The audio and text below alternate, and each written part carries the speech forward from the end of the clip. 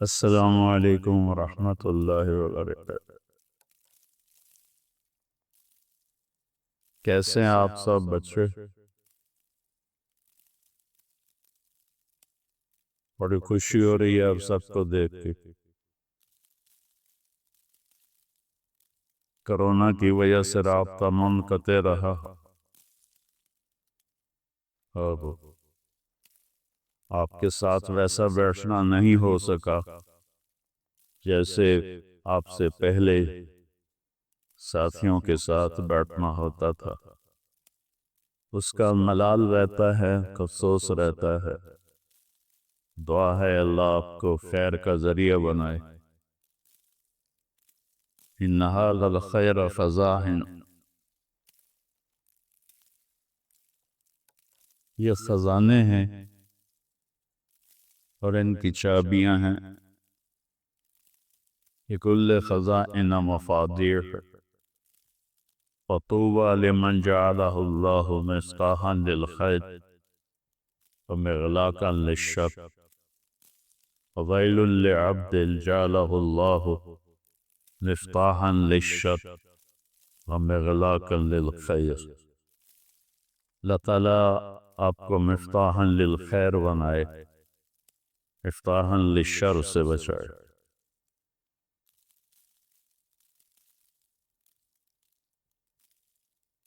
پچھلے 2-3 سال سے سر میں درد ہے بہت، بات ہوتی نہیں۔ چند ایک باتیں ابھی راستے میں ہی آتے ہوئے خیال آیا آپ کی خدمت میں پیش کر۔ انسان شہرت سے بڑا نہیں بنتا، پیسے سے بڑا نہیں بنتا۔ انسان کی عظمت اور بڑائی اس کے کردار کے ساتھ، کردار کو بڑا بناتا ہے۔ بنانے والا تو اللہ ہے، باقی چیزیں بہت معمولی ہیں۔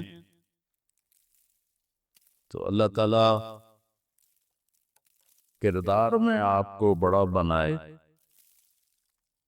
ایک بات ذہن میں آئی تھی کہ کردار کی عظمت دین کے ساتھ آتی۔ دین نہ ہو تو اولئک کالانعام بل ہم خطر، ان ہم الا کالانعام بل اضل سبیلا۔ ان الذین کفروا من اہل الکتاب والمشرکین فی نار جہنم اولئک ہم شر البریہ۔ ان شر الدواب۔ تو اب دیکھو یہ چند آیات قرآن کی میں، کہیں ان کو اللہ جانور کہتا ہے، کہیں بدترین مخلوق کہتا ہے۔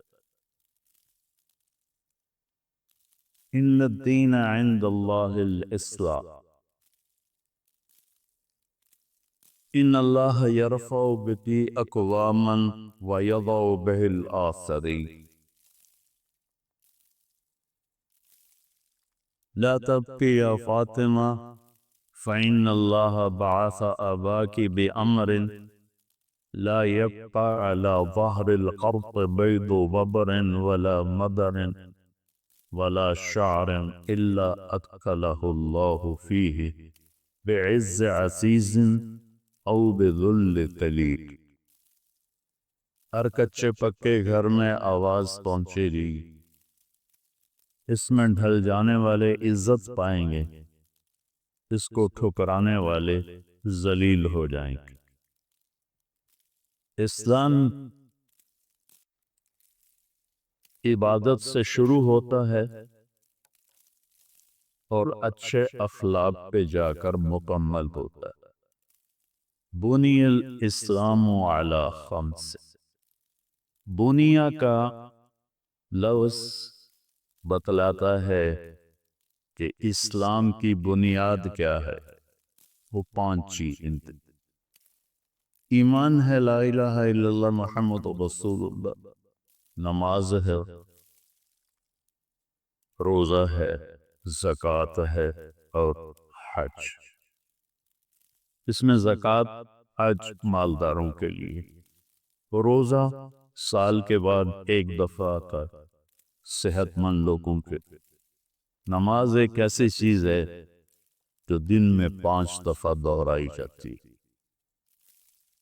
تو ایک وتوکل علی الحج، لا الہ الا اللہ محمد رسول اللہ کا تقاضا ہے، وتوکل علی الحی الذی لا یموت وسبح بحمدہ وکفی بہ بذنوب عبادہ خبیرا،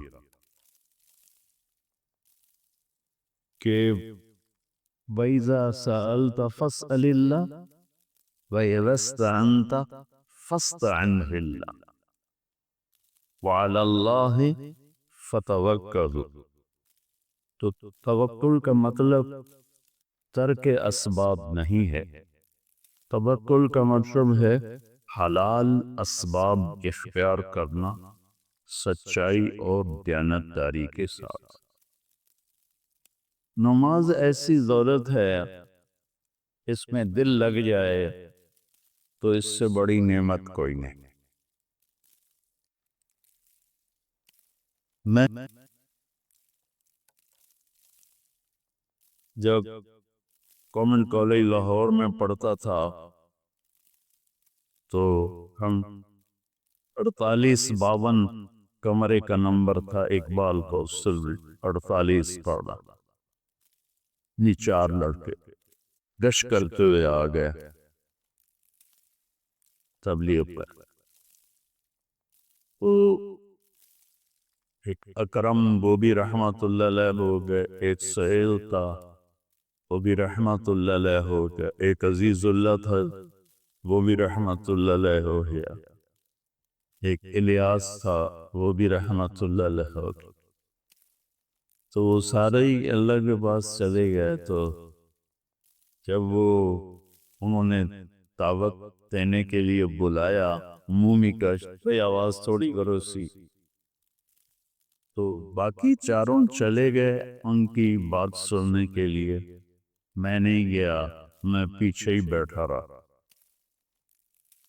تو وہ چاروں تیار ہو گئے مسجد میں جانے کے لیے، چل پڑے، انہیں پتہ ہی نہیں چلا کہ میں ساتھ نہیں۔ تھوڑی دور گئے تو انہوں نے دیکھا میں کوئی نہیں ہوں، تو انہوں نے آپس میں مشورہ کیا، یا عزیز اللہ رحمت اللہ علیہ کو خیال آیا، واپس آیا، کہنے لگا تو نہیں چلنا ہے کہ نہیں، میں نہیں جاؤں۔ میں کہا کیوں؟ میں کہا تسی جاؤ، میرا دل نہیں کر رہا۔ تو وہ آیا اور اس نے مجھے یہاں سے پکڑا، میں الٹے ہاتھ سے یہاں سے، کہنے لگا برائی میں ہمارے آگے آگے چلتے ہو، اچھائی میں ساتھ نہیں دیتے، چلو ساتھ، تو جیسے کھینچ کے ساتھ لے گئے۔ تو اس کھینچا تانی میں ہم لیٹ ہو گئے۔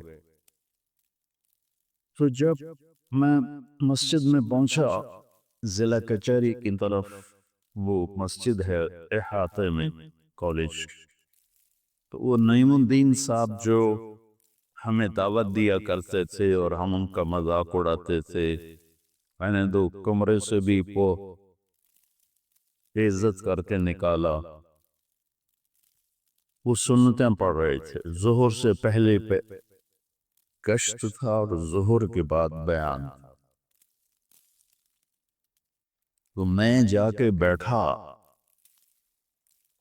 تو میں نے سنتیں ادا نہیں کی، میں ویسی بیٹھ گیا۔ وہ میری نظر ان پر پڑی،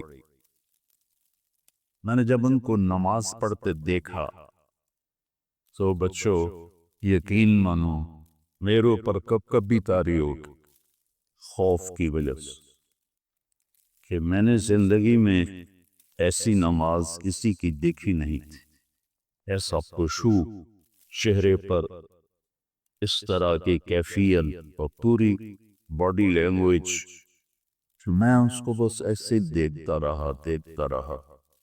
آخر میں نہ رہ سکا، میں نے کہا "وے عزیز اللہ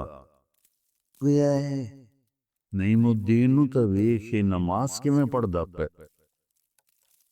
میرے والد صاحب علماء سے تعلق تھا ان کا، سیاسی طور پر جمعیت سے تھا، اس کا کچھ جمعیت علماء اسلام مفتی محمود صاحب رحمت اللہ ہے، گاہے گاہے علماء آتے رہتے تھے، ان کے ساتھ مجھے بھی زبردستی جانا پڑتا تھا اور نماز بھی پڑھنی پڑتی تھی، ان سب کو دیکھا ہوا تھا نمازیں پڑھتے، لیکن اس نوجوان کو جو ہمارا کالج فیلو سینئر تھا نا، اس کی نماز نے بیٹا مجھے شرمندگی میں دفن کر دی، حالانکہ اسے پتہ ہی کوئی نہیں ہے کہ ایک آنکھوں سے دیکھ رہی۔ تو اگر اپنی بنیاد مضبوط بنانی ہے، نماز کو اچھا کرو، نماز کا ذوف، نماز کی بے رغبتی، نماز کو سر سے اتارنا، یہ آپ کے بنیادوں کو کھود کے رکھ دے گا اور آپ کے اندر آخرت کے ذوق اور شوق کے بیچ جل جائیں، زندہ نہیں رہیں گے۔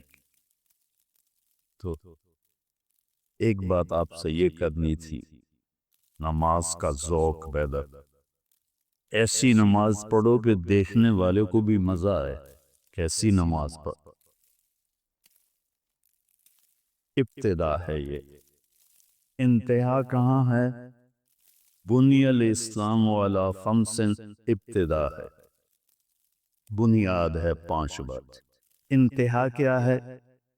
انما بعثت، غور سے سن، انما بعثت لأتمم مکارم الاخلاق، کہ میں بھیجا گیا ہوں صرف اس بات کے لیے، صرف انما، کہ تمہارے اخلاق کو مکمل کر دو، لأتمم، مبالغے کا صیغہ ہے، اتمم، اور اس میں تکرار ہے کہ یہ ایسی محنت ہے کہ بار بار کرنی پڑے گی، تب جا کر اخلاق کی دولت ہاتھ میں آئی۔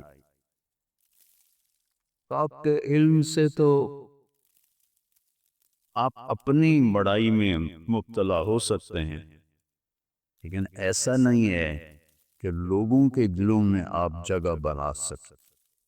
لوگوں کے دلوں میں اور اللہ کی بارگاہ میں جگہ بننے کے لیے ضروری ہے آپ کی زبان کا بول میٹھا، آپ کے اندر تواضع، آپ کے اندر اوروں کے لیے ہمدردی ہو، محبت ہو، آپ فرقہ واریت سے دور ہو، آپ بطور امت مسلمہ کا فرد اپنی پہچان کرواؤ، امت مسلمہ کا فرد ہونے کی حیثیت سے اپنی پہچان کرواؤ۔ تو انتہا ہیں اچھے اخلاق، اور اچھے اخلاق کی انتہا کیا ہے؟ تصل من قطعک، وتعطی من حرمک، وتعفو عمن ظلمک۔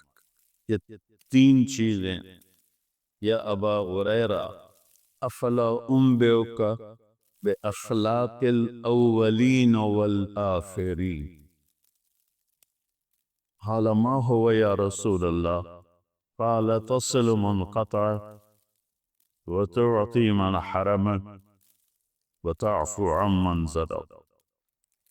بیٹا پوری دنیا پھرا ہوں، بہت دفعہ پھرا ہوں، اخلاق والے آٹے میں نمک بھی کوئی نہیں، بڑے بڑے واسفین، علماء، خطیب موجود ہیں، لیکن اخلاق والے ڈھونڈے سے نہیں ملتے۔ آئے و شاہ گئے وعدہ فردہ لے کر، اب انہیں ڈھونڈ چراغ رخ زیبا لے کر، وہی چراغ رخ زیبا سے بھی نظر نہیں آتا۔ اور پہلی دفعہ میری زندگی میں جو مجھے احساس ہوا کہ مجھے اپنے اخلاق بنانے چاہیے اور میرے اخلاق اچھے نہیں ہیں، یہ پڑھ کے نہیں احساس ہوا۔ اور اگر ریٹائرمنٹ کی زندگی کا ایک ہفتہ آپ نہیں گزار سکتے جیسے ہم نے 8 سال گزارے، آپ ایک ہفتہ نہیں گزار سکتے، اتنی مشقت کی زندگی تھی۔ لیکن مولانا سعید خان صاحب رحمۃ اللہ علیہ کو دیکھنے کے بعد مجھے پتہ چلا کہ اخلاق کسے کہتے ہیں اور اخلاق نبوت کیا ہے، اور یہ کتنی ضروری چیز ہے، اتنی اہم چیز۔ اس پر میں پچھلوں کو تو بہت سناتا رہا، آپ سے موقع کم ملا تو میرے سامنے یہ دو باتیں آئی تھی، ایک آپ کی نماز اچھی ہو، ایک آپ کے اخلاق اچھے، آپ کی زبان کا بول اور دل کی کیفیت، یہ دو باتیں آپ کی عالی شان۔ ابو دجانہ بڑے صحابہ میں الصادقون الاولون میں سے، اور ہر غزوے میں شریک رہے، اور احد کی جنگ میں آپ نے تلوار ایسے بلند کی کہ یہ کون لے گا، تو کئی صحابہ کھڑے تو آپ نے کہا من یاقظہ بحق ہی، اس کا حق کون ادا کرے، تو صرف 3 آدمی کھڑے، عمر، زبیر، ابو دجانہ رضی اللہ عنہ، 2 مہاجرین، ابو دجانہ انصار۔ تو آپ نے وہ تلوار ابو دجانہ کو دی، یہ وہ ہیں ابو دجانہ۔ اور حضرت زبیر کہنے لگے میرے جی میں آیا کہ میں کوئی اس سے کم تو نہیں ہوں دلیری میں، اور میرا رشتہ بھی ہے پھوپھی زاد بھائی، مجھے کیوں نہیں دی، اس کو کیوں دی، میں دیکھوں گا کیا کرتا ہے۔ جب ابو دجانہ نے حملہ کیا تو وہ پیچھے ہوتی، تو ایک حملے کے تسلسل میں انہیں قریش کی صفیں چیر کر پار نکل گئے، پوری صفیں چیر کے پار نکل گئے، اور آگے ہندا اور عورتیں ترانہ گا رہی تھی قریش کو ابھارنے کے لیے، نحنو بناتو طارقی نمشی علی النمارکی مشی القتل بوارکی المسک فی المفارقی والدر فی المخالقی ان تقبلوا نعانکی او تدبروا مفارقی فراق غیر وامکی، یہ ڈھول پر یہ ترانہ گا رہی تھی۔ تو ابو دجانہ جب ان کی طرف بڑھے تو سب بھاگ گئیں، ہندا بھاگ نہیں سکو وہ، تو ابو دجانہ نے ایسے تلوار اٹھائی اور ان کے سر کے اوپر ایسے رکھی اور پھر یوں واپس کرتا۔ تو حضرت زبیر پیچھے دیکھ رہے تھے، یہ تو فرمانے لگے میدان جنگ میں تو کوئی عورت لڑ رہی ہو تو اسے قتل کرنا جائز، ویسے منع ہے۔ زبیر نے کہا یہ تلوار پیچھے کیوں کر رہی، کہ یہ میرے نبی کی تلوار ہے، عورت کے خون سے رنگین نہیں کرنا چاہتا، تلوار واپس کر۔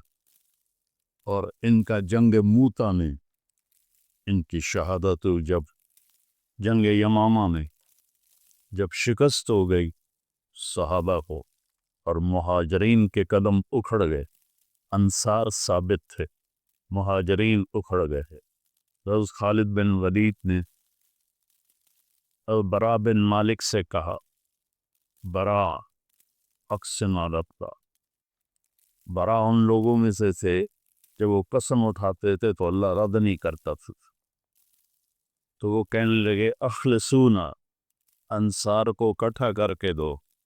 حضرت خالد نے کہا خود ہی اکٹھا کرے، تو انہوں نے ایک چٹان پہ کھڑے ہو کے نعرہ لگایا یا معاشر الانصار، تو وہ اس طرح انصار دوڑے جیسے شہد کی مکھی شہد پہ دوڑتی، ان کے گرد اکٹھے ہو گئے۔ تو براء بن مالک،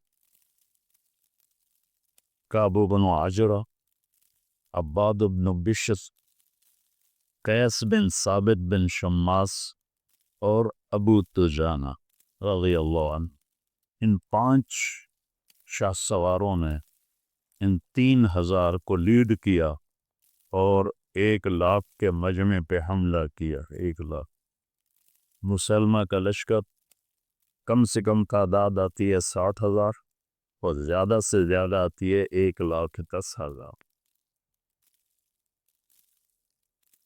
60,000 بھی ہوں تو 3,000 کیا ہیں، لیکن انہوں نے منہ پھیر دیا اور ابو دجانہ بھی شہید ہو گئے، عباد بن بشر بھی شہید ہو گئے، اور ثابت بن قیس بن شماس بھی شہید ہے۔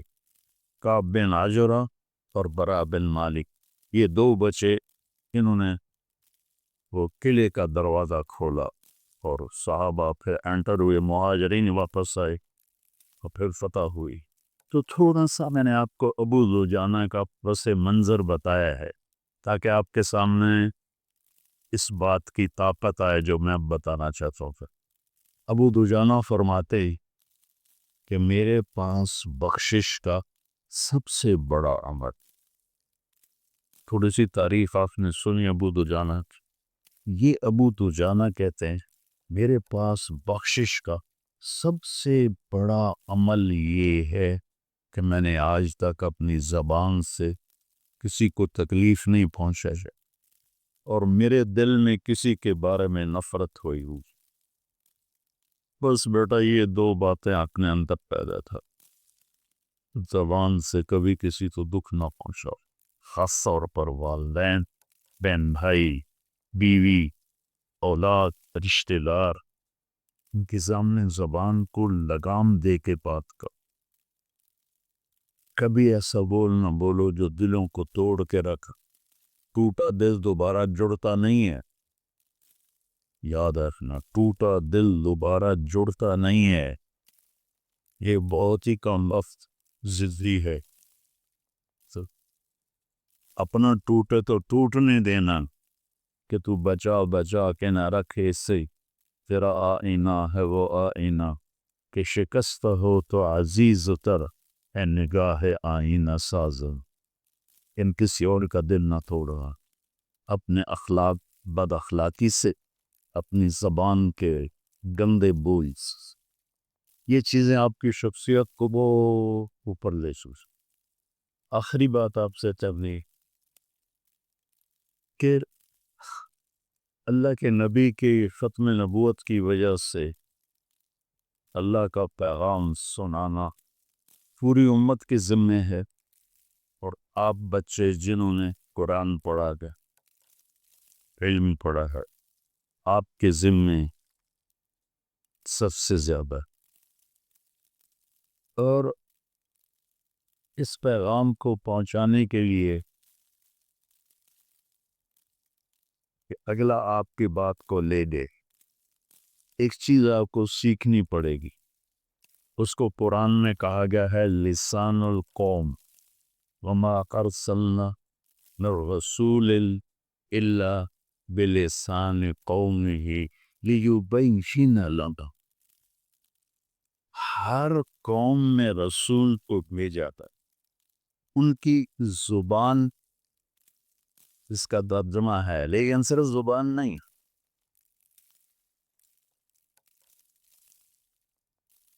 جس لہجے میں، جس محاورے میں دوسرے بات سمجھیں، اس لہجے محاورے میں بولنے کو لسان القوم کہتے۔ ابھی میں ابوالکلام کی اردو شروع کر دوں تھوڑے سارے اندر ٹوٹا بجاوے، یا غالب کی شاعری شروع کر دو، دیکھنے میں اردو ہی ہے لیکن وہ لسان القوم نہیں ہے۔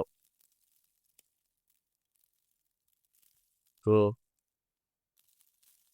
مولانا سید تھا صاحب رحمۃ اللہ علیہ کے ساتھ سہارنپور میں تھا، میں جماعت ہے، تو انہوں نے میرا بیان رکھا، مولانا نے مغرب پہ بات، تو میں نے اس میں نا یہ ایک حدیث سنائی، من تواضع للہ رفعہ اللہ، جو اللہ کے لیے جھکتا ہے اللہ اس کو اٹھاتا ہے۔ باقی بیان تھا گھنٹے کا، تو اس کی میں نے مثال دی، مثال کہ دیکھو جس شاخ کو پھل زیادہ لگتا ہے نا آم کی، وہ نیچے جھک جاتی، وہ نیچے جھکتی ہے تو زمیندار آ کر اس کے نیچے ایک ٹیک لگا دیتا ہے اور اس کے اوپر اس کی شاخوں کو اور پھل کو سنبھال کے رکھ دیتا ہے، ورنہ وہ جھک کر زمین کو لگیں گی تو گل جائیں گے پھل۔ ایک میں نے مثال تو سہارنپور کا علاقہ آم کا انڈیا کا سب سے بڑا علاقہ ہے، آم کے باغ ہی باغ ہے، باغ ہی باغ۔ تو ایک چھوٹا سا قصبہ تھا جس میں بیان ہو رہا تھا، دیہات تھا، تو وہ میرے پاس 3-4 آ گئے دیہاتی، کہا جی مولانا آپ نے تو کمال ہی کرتے۔ اچھا کیا کمال کی؟ وہی جو آپ نے آموں والی مثال دی، آپ نے کمال کر، وہ میں اتنی جنت سنائی، میں اتنی توحید سنائی، رسالت سطر آپ نے کمال کرتی ہے۔ کیوں ان کو یہ بات چھکی کہ وہ یہ کرتے تھے اور کرتے ہیں، اور ہم بھی جب ہمارے والد صاحب نے باغات لگائے ہم نے کٹوا دیے، وہ احساس کیا کرتے تھے کہ وہ ٹیکیں بنواتے تھے ایسے تھے اور اس کے اوپر آموں کی شاخوں کو رکھتے تھے۔ تو بیٹا لسان القوم، لسان القوم پڑھنے سے نہیں آتی، گشتوں سے آتی۔ لسان القوم کے لیے تفسیر امام رازی سے کام نہیں چلے گا، نہ ہی تفسیر قرطبی سے کام چلے گا، اور نہ ہی فتح الباری سے کام چلے گا، یہ گشتوں سے کام چلے گا۔ اب میں آپ کو اپنے نبی کی مثال دیتا ہوں۔ آپ نے یہ بتانا تھا کہ مال کا حرص اور وجاہت کا حرص یہ تباہ کر دیتا ہے، یا انہیں بتانا کہ پیسے کا لالچ اور کرسی کا لالچ انسان کو تباہ کر دیتا ہے۔ تو آپ سیدھا کہتے بھائی پیسے کا لالچ اور کرسی کا لالچ آدمی کو تباہ کر دیتا ہے، ایسا ہی چونکہ وہ تو مرمٹنے والے تھے وجاہت پر، اذا انا مت فنعینی بما انا اہلہ وشفتی علی ثیابک ابنۃ معبدی۔ وہ الو مرنے کے بعد کہہ رہا ہے کہ جب میں مر جاؤں نا تو پھر میرے اوپر اچھی طرح بیان کرنا تاکہ لوگوں کو پتہ چلے گا کہ وڈا سردار مرے ہے، مرنے کے بعد ہی وجاہت کا طلب کر۔ اور کیا ہے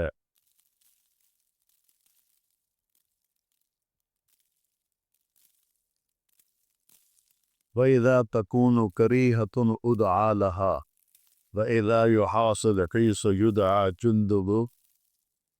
اور انترا کہتا ہے رب لا تجعل موتتی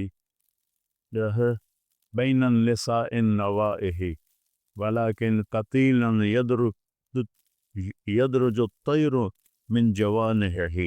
یا اللہ میری موت بستر پہ نہ آئے، صحرا میں آئے قتل ہو کے، اور پرندے مجھے نوچ بھی رہے ہوں اور میرا خون بھی پی رہے ہیں۔ اس طرح کے لوگوں کو سمجھانا کہ تواضع بڑی اچھی چیز، تواضع بڑی اچھی چیز، اور مال کی ہوس اور وجاہت کی ہوس بہت بری چیز۔ تو آپ ان کی مثال دیکھو، آپ کہہ رہے ہیں ماضی بان جائعان ارسلا فی غنم لافسد لغا من حرص المرء علی المال والشرف لدینہ۔ سبحان کیا کتنی خوبصورت لسان القوم ہے، قوم کی زبان میں بولنا، قوم کی زبان۔ یہ 72 کی بات ہے، 72-73 کا ایک گاؤں ہمارے علاقے میں، وہاں میں رائمنڈ سے آیا چھٹیوں میں، تو ہمارے امیر مجھے لے گئے وہاں بیان کے لیے. میں نے ٹھیٹھ اپنی جو جانگلی زبان تھی اس میں بیان کیا. تو بیان کے بعد وہ دیہاتی اکٹھے ہو والی سانوں تا گل ہی آج سمجھ آئی. پہلو پٹھان آمدے ہیں، پتہ نہیں کی بولی جاندے ہیں، سانوں پتہ ہی نہیں لگا. آج سانوں آج پتہ لگا ہی نہیں بھئی اصل گل کی. اس کو کہتے ہیں لسان القوم. اب تو علامہ اقبال کی شاعری یاد کر کے بیٹھ جاؤ اور دے اپنے خطابت کے زور میں شعر سناتے جاؤ، یا امام راضی کی تفسیر سناتے جاؤ، واللہ اوپر سے گزر جائے گی. تمہیں واہ واہ کہنے والے بھی اب کوئی نہیں ملے گی.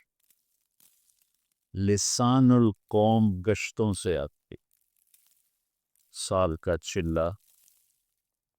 اور اگر آپ کے علاقے میں شب جمعہ ہے تو شب جمعہ کا جانا، اپنی مسجد کا گشت اور لوگوں سے ملنا اور ان سے اللہ کی بات کر.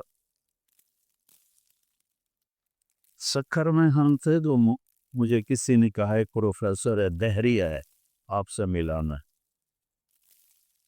چلا گیا، اس نے چڑھائی کر دی، بہت بے عزت کیا، بہت بے عزت کیا.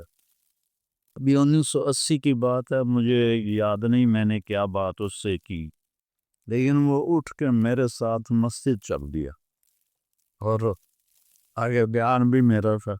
کہنے لگا تیرے اوپر کتاب لکھوں گا کتاب. تو میں نے اس کو کوئی امام راضی کے دلائل تو نہیں پیش کیے تھے کہ اللہ ہے، پتہ نہیں کیا بات کی تھی وہ تو اب یاد نہیں. لیکن لسان القوم سیکھو بیٹا، لسان القوم سیکھو. اگر اللہ نے منبر پہ بٹھایا ہے، اگر اللہ نے تدریس میں بٹھایا ہے، تو لڑکوں پہ اپنا روب نہ جماؤ کہ فلاں یوں کہتے ہیں، فلاں یوں کہتے ہیں، فلاں یہاں کا قول یہ ہے، فلاں کا قول یہ.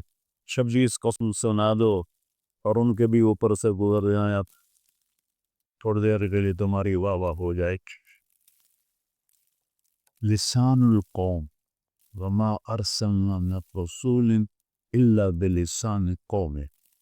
اس کے لیے چلی میں نکلو، سال کا چلہ لگا ہوا، اور اپنی مسجد کا کشکش اور شب جمعہ کی پابندی کا. یہ چند چیزیں اگر اس کے ساتھ جڑ جائیں گی تو آپ کو اللہ فہم دے گا کہ اس سے بات کیا کرتا ہے. سب سے پہلے مجھے اس کی سمجھ مولانا سعید خان صاحب کے ساتھ گشت کر کے آئے. پہلا گشت 1986 میں پاکستان آئے تھے، میں نے ان کے ساتھ کیا. اب ہماری حفاظت ہے، جاتے ہی کارگزاریاں ٹکا ٹک ٹکا ٹک ٹکا ٹک. اگلا بھی بیچارہ اندر میں دعا کرتا یا اللہ ہی نہ قدم مقامنیاں، اور اوپر سے کہہ رہا ہوتا ماشاء اللہ ماشاء اللہ. مختلف علماء سے ملے وہاں، جو مولانا نے گفتگو کی، تبلیغ کی بات کی ہی نہیں، لیکن ان کو تبلیغ کا دیوانہ بنا دیا. تو بیٹا لسان القوم سمجھو، نماز ٹھیک کرو، اخلاق ٹھیک کرو. یہ 3 کام کر لو تو انشاءاللہ تمہاری زندگی مفتاح للخیر ہو جائے. اور میرے لیے دعا کرو، میرا سجدہ اللہ ٹھیک کر دے، کافی تکلیف. السلام علیکم. السلام علیکم ورحمۃ اللہ وبرکاتہ. بسم اللہ الرحمن الرحیم، والصلاة والسلام علی رسولہ الکریم وعلی آلہ واصحابہ اجمعین. اصل ناکام وہ لوگ ہیں جو قیامت کے دن ناکام ہو جائیں گے، جن پر اللہ تعالیٰ ناراض ہو جائے گا. اس کی ناراضگی سے کیسے بچنا ہے اور اس کی فرمان برداری والے راستے پر کیسے چلنا ہے، قرآن اس کو بتاتا ہے. بیچ میں ایک دشمن کھڑا ہے شیطان، جو ہمیں اللہ کے راستے سے ہٹاتا ہے اور غلط راہوں پہ لے کر چلتا ہے، شارٹ کٹ زندگی کے بتاتا ہے. اور زندگی میں شارٹ کٹ کوئی نہیں ہے۔ تو اللہ تعالیٰ نے سورہ یوسف میں اس کو بہت خوبصورت انداز میں بیان کیا ہے کہ کچھ بھائی ہیں جو غلط راستے پر چلتے گئے اور ہر موڑ پر ان کی سکیم کامیاب ہوتی ہے، اور یوسف علیہ السلام صحیح راستے پر چلتے گئے، ہر موڑ پر ان کی تکلیف بڑھتی چلی گئی۔ آخر نتیجہ جو انہوں نے خود نکال کے دیا وہ پورے قرآن کا خلاصہ ہے، میں بتاتا ہوں۔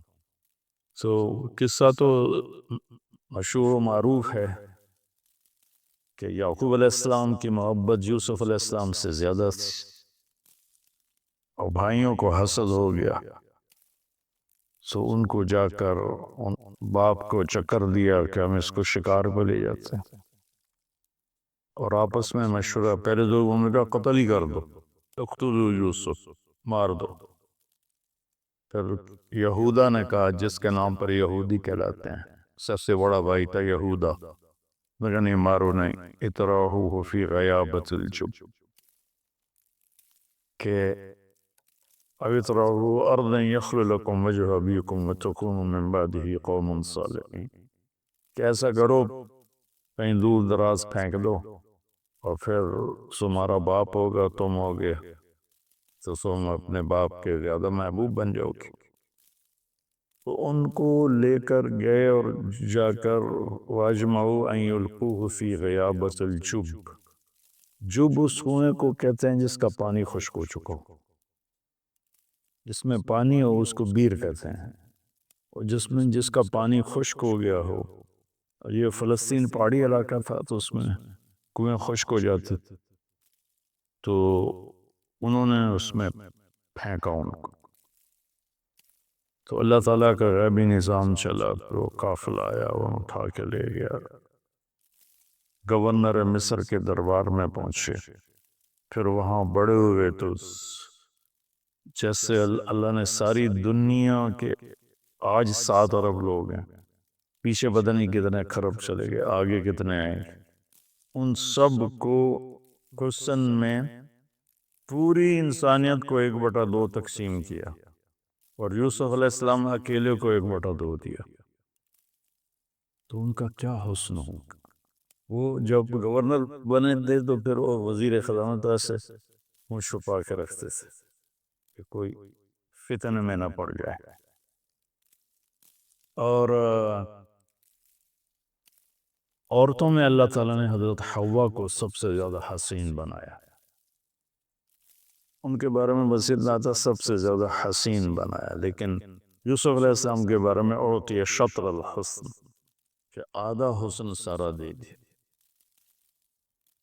تو زلیخا کا امتحان آیا،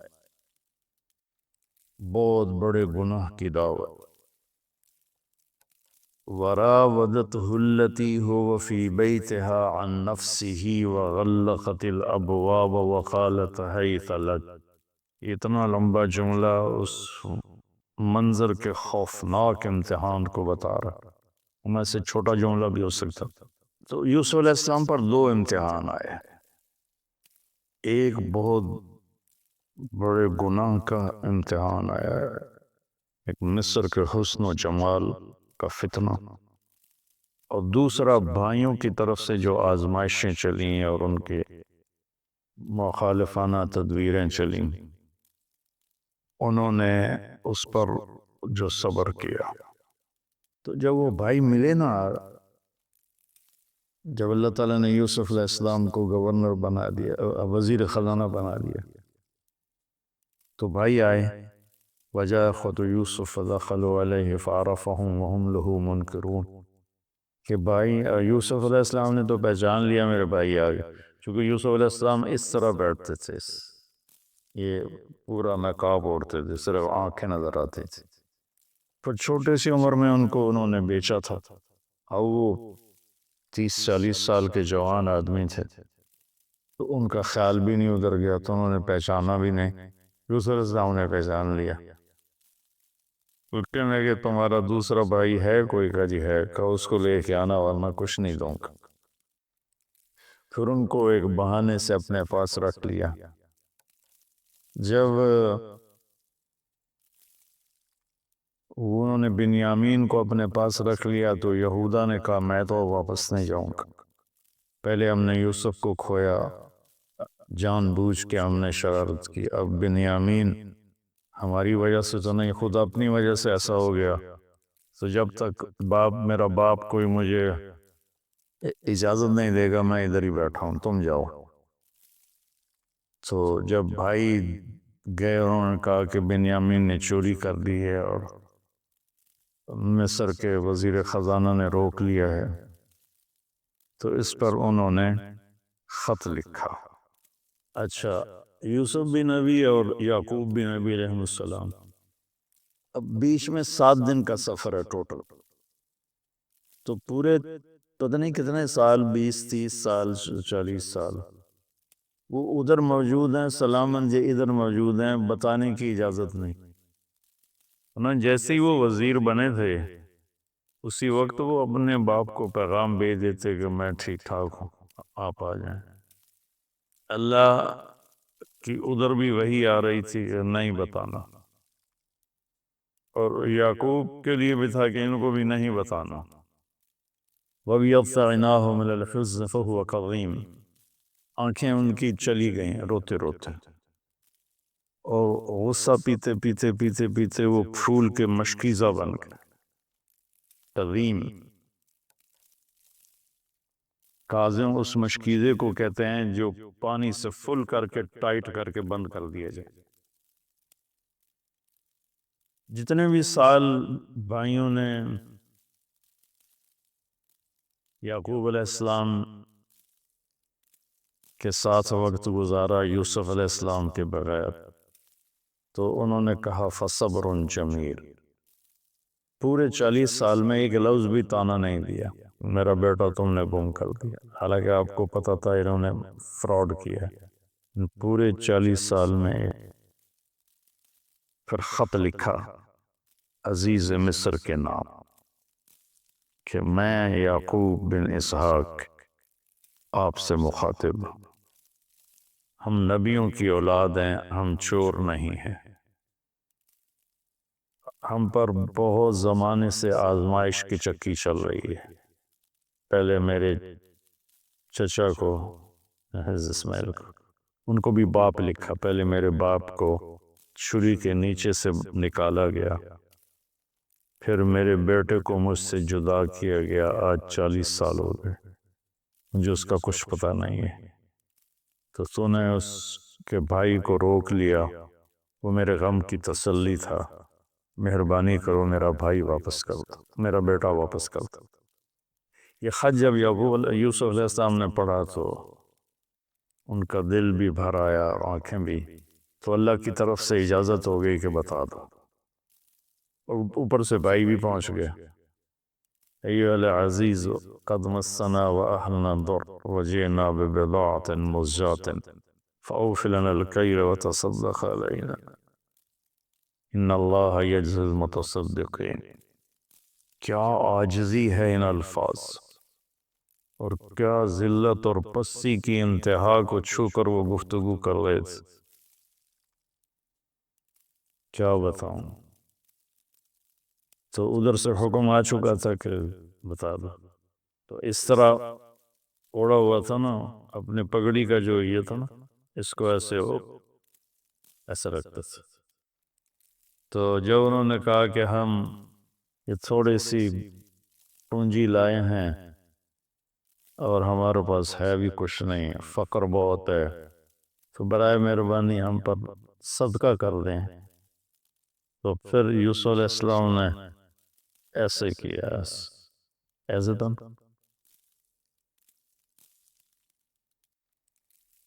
هل علمتم ما فعلتم بيوسف وأخيه إذ أنتم جاهلون۔ سبحان اللہ، کیا نبی کے اخلاق ہے۔ کیا تمہیں کچھ خبر ہے جو تم سے بے خبری میں یوسف کے ساتھ کوئی تھوڑا بہت ہو گیا تھا، تھوڑا بہت۔ قید کاٹی 9 سال، زنا کی تہمت لگی، منڈی میں بیچے گئے، کتنی لمبی چوڑی گھاٹیوں سے گزر کر، اور ان کو اس کا سبب کون تھے بھائی؟ ان کو کہہ رہے ہیں وہ حل وہاں بولا جاتا ہے جہاں مجھے، اس کو اردو میں کہتے ہیں آپ کو پتہ چلا، مگر سعید بھائی آپ کو پتہ چلا، تو آپ کو پتہ چلا کا مطلب یہ ہوتا ہے کہ اس کو معلوم نہیں اور میں بتا رہا ہوں۔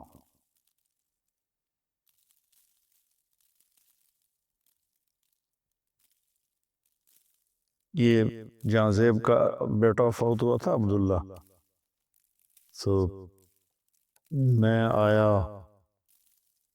رائمنڈ سے، تو علی چھوٹا سا تھا، یہاں کھیل رہا تھا، میری گاڑی اندر انٹر ہوئی تو بھاگ گیا، آپ کو پتہ چلا عبداللہ فوت ہو گیا۔ وہاں سے میں نے حل کا مطلب سیکھا کہ حل اتاک حدیث الغاشی، آپ کو پتہ چلا جو چھا جانے والا دن ہے وہ کیسا ہے۔ تو حل وہاں بولا جاتا ہے جہاں یہ ہو کہ بھائی مولوی حذیفہ کو جو میں بتا رہا ہوں اس کو معلوم نہیں، تو حل آپ کو کچھ پتہ چلا، جنہوں نے کیا یہ سارا بربادی قدم قدم پہ سازش، ان کا حل علمتم ما فعلتم، فعلا کا جو صیغہ ہے یہ غیر ارادی حرکت کے لیے ہوتا ہے، جیسے میرا یہ میں پاؤں ہل رہا ہے نا، یہ غیر ارادی حرکت ہے۔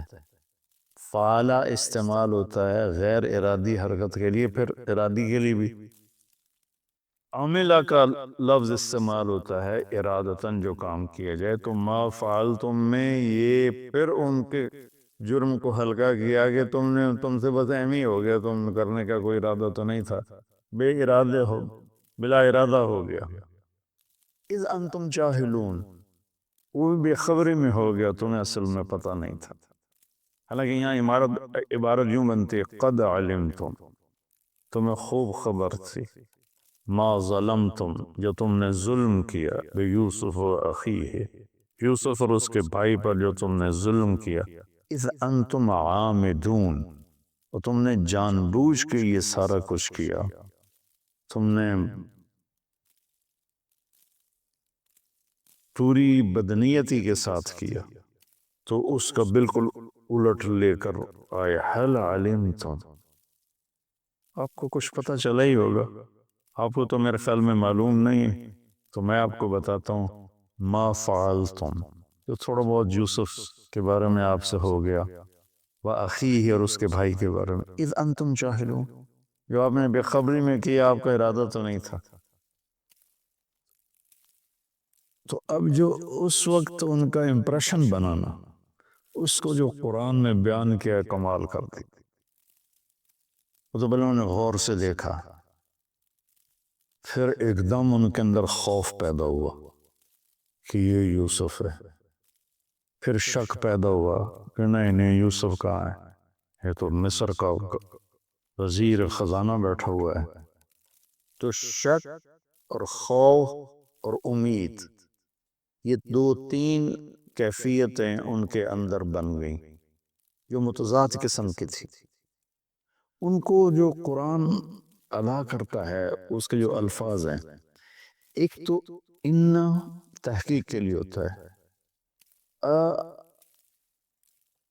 انکا یہ شک کے لیے ہوتا ہے، انت یوسف خوف ہے، چلا بھئی ہوں آیا ساڑھو تے سوٹا تو یوسف ہے، تو میں اس کو اس ایکسپریشن کو اپنے انداز میں جو سمجھو میں اس کو بیان کیا کرتا ہوں، انکا لانت یوسف، انکا لانت یوسف، مجھے بڑی مزہ آتا ہے اس آیت میں کہ کس طرح اللہ نے مختلف کیفیات کو جمع کر، میں اس کو چہرے پہ لانے کی کوشش کرتا ہوں، انک انت یوسف؟ اس نے کہا انا یوسف وہذا اخی، میں یوسف ہوں، یہ میرا بھائی ہے، قد من اللہ علینا۔ اب یہ سورہ یوسف کا خلاصہ دو لفظ ہیں، اور یہی دو لفظ پورے قرآن کا خلاصہ ہیں، پوری زندگی کا خلاصہ ہیں، اور کامیاب زندگی کا خلاصہ ہیں کہ انہو من یتقی ویصبر فإن اللہ لا یضیع اجر المحسنین۔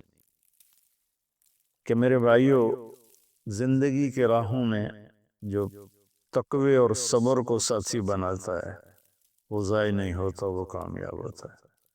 تو تقوی میں اشارہ تھا زلیخا کے قصے کی طرف کہ بہت بڑی دعوت آئی حرام کی، اور اس میں اللہ نے ان کو اتنا استقامت بخشی کہ اس نے سارے دروازے بند کیے تھے، وہ دوڑے، دروازے کھلتے چلے گئے، اللہ کی قدرت سے کھلتے چلے گئے۔ تو تقوی سے مراد تھا اس زلیخا کے مکر سے بچنا، یعنی جتنے بھی گناہوں کا راستہ ہے اس سے بچنا تقوی۔ یصبر میں اشارہ تھا بھائیوں کے ظلم کو برداشت کرنا۔ آپ اندازہ لگائیں، جب بھائی اور یعقوب علیہ السلام سارے آ گئے تو یوسف علیہ السلام کارگزاری سنانے لگے کہ میرے ساتھ کیا ہوا، تو کارگزاری شروع اس سے نہیں سنائی کہ بھائی سامنے تھے اور شرمندہ ہونا تھا انہوں نے۔ وَقَدْ أَحْسَنَ بِي اِذْ أَخْرَجَنِي مِنَ السِّجْنِ وَجَاءَ بِكُم مِّنَ الْبَدْوِ مِن بَعْدِ أَن نَزَغَ الشَّيْطَانُ بَيْنِي وَبَيْنَ إِخْوَتِي إِنَّ رَبِّي لَطِيفٌ لِّمَا يَشَاءُ۔ اللہ جی، میں جیل میں چلا گیا تھا، یہاں سے کارگزاری شروع کی، مجھے انہوں نے نکالا، انہوں نے راستے میں مارا، اور مجھے باندھا، پھر باندھ کے کنویں میں پھینکا، پھر میں ڈول میں بیٹھا، پھر مجھے انہوں نے چند کوڑیوں میں بیچا، پھر میرے اوپر زنا کی تہمت لگی، سارا حذف کر دی کہ یہ شرمندہ ہوں گے، میرے بھائی شرمندہ ہوں گے۔ کامیابی کا یہ راستہ ہے، ہم لوگ مال بناؤ، سیاست کرو، ہیرا پھیری کرو، حرام راستوں سے پیسے بناؤ اور اپنی واہ واہ بناؤ، یہ ہم پوری دنیا کے انسانوں کا اس وقت یہ راستہ بناؤ۔ تو سورہ یوسف میں قرآن نے کہانی سنا کر ایسے سارے رازوں سے پردہ اٹھا دیا ہے۔